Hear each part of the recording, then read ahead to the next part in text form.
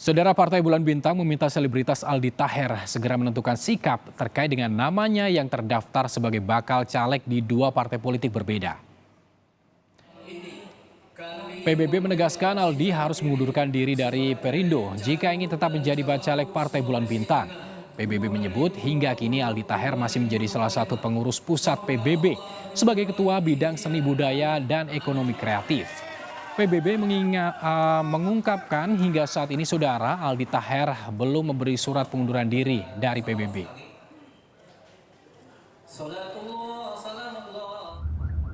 Ya, terkait persoalan Aldi Taher yang sekarang diinformasikan menjadi caleg dari Partai Perindo, itu saya sebagai sekjen sudah dapat informasi.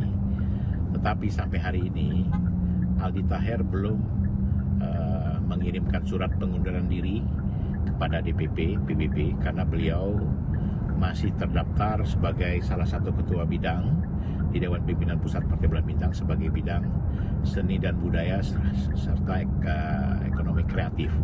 Nah, saya berharap Aldi Taher segera mengambil sikap untuk mengajukan surat pengunduran diri